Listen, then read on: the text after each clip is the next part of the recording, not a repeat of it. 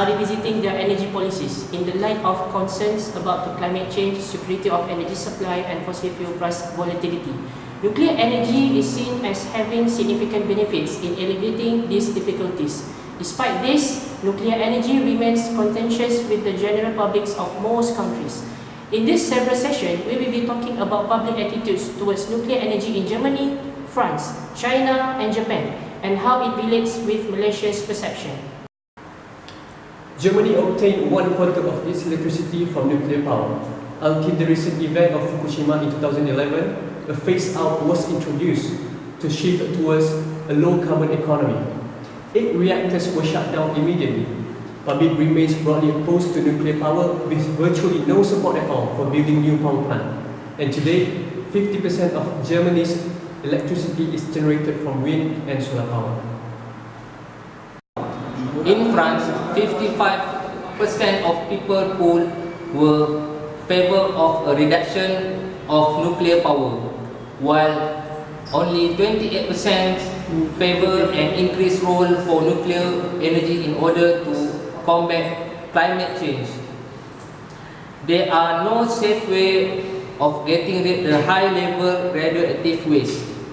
China is facing several energy security problems, including the increasing gap between energy supply and demand. The public concern about social hot issues such as climate change and energy security rises rapidly with the enhancement of environmental protection awareness. Previous researchers have suggested that a significant proportion of people may accept nuclear power as a tool of addressing the greater threat of climate change, energy security, and environmental protection. Nuclear power is unconditionally favoured by a minority of the Chinese population, which is considered as one of the least acceptable level among the forms of electricity generation in the survey, and the public perception of nuclear is relatively low. Nuclear power is one of the few energy sources characterized by both a high energy density and low carbon emissions. Researchers from Tohoku University in Japan conducted a survey in December 2011 at 3 universities to address 3 fundamental research questions. First of all, how was attitude about the Fukushima nuclear accident formed? Second one is, were there any gender and geographic differences in attitudes about the accident in Japan, in opinion about post-disaster reconstruction policies in Japan?